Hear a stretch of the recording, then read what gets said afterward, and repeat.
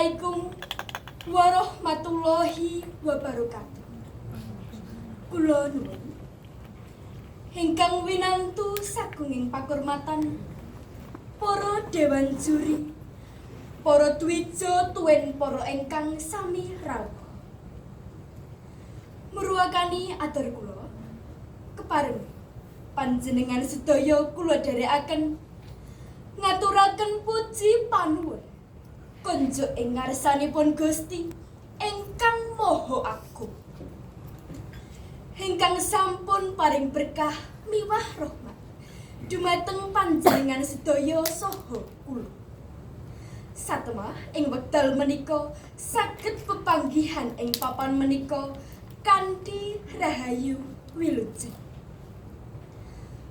Para ingkang sami rawuh, wonten ing kalodhangan menika kula badhe ngaturaken andharan kanthi irah-irahan nguri-uri lestarining basa lan sastra Jawi. Para ingkang sami rawuh, basa lan sastra Jawi mujudaken salah setunggaling warisan budaya bangsa ingkang kedah dipun lestarikaken. Amargi wekdal menika kawontenanipun basa lan sastra Jawi karaos sampun mrihatosaken. Bab menika saged katitik saking kathahipun tiyang Jawi ingkang boten saged wicantenan ngginakaken basa Jawi kanthi leres.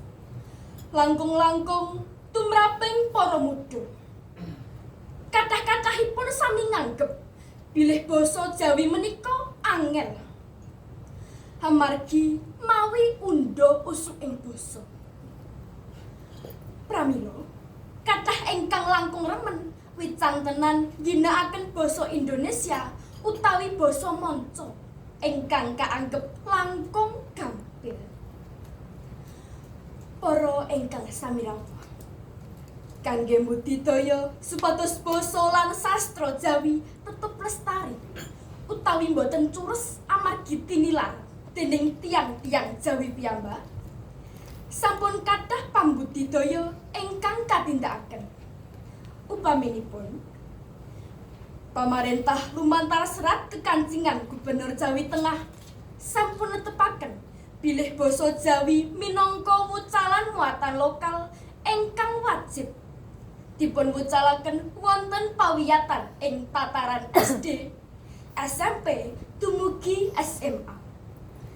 Pambudidaya sanesipun ingkang sampun katindakaken inggih menika kanthi ngawontenaken festival lan sayembara utawi adon wasis babagan maos geguritan, dongeng, maos lan nyerat aksara Jawi sarta sesorah mawi basa Jawi kados wekdal menika. Para ingkang sami rawuh, sakmenika ing kitha-kitha ageng laladan Jawi Tengah sampun kathah ingkang ngginakaken aksara Jawi kangge nyerat namanipun margi ageng, kantor-kantor utawi instansi pamarentah. Bab menika ugi kalebet salah setunggaling pambudidaya amrih lestarining basa lan sastra Jawi. Para ingkang sami rawuh, utaminipun para mudha kedah saged ngicali penganggep bilih basa lan sastra Jawi menika kina, boten modern. Basa Jawi menika angel lan sapiturutipun. Para ingkang sami rawuh, mliginipun para mudha, basa lan sastra Jawi menika saged kangge sarana mujudaken kapribaden ingkang luhur. Pramila sumangga sami gumregah nyinau lan resnani. Pancen leres teknologi kedah maju, namung kemawon basa lan sastra Jawi boten kedah dipun singkiri. Basa lan sastra Jawi kedah dipun openi. Menawi tiyang Jawi tasih remen ngopeni basa lan sastra Jawi tamtu kemawon.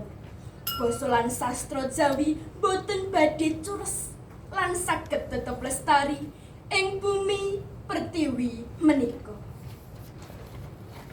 Para ingkang sami rawuh, kangge mungkasi andharan menika kepareng kula nyekar maca pat asmarandana setunggal pada. Para rawuh kang utami monggo samya tumemana nyinau basane dhewe ampun darbe raos kembo lan raos tido-tido Latenono kang saestu basa Jawa mrih ngrembaka. Namung menika ingkang saged kula aturaken jadah sekul pinuntel roning klapa wonten lepating atur kula nyuwun gunging pangaksana. Matur nuwun. Wassalamualaikum warahmatullahi wabarakatuh.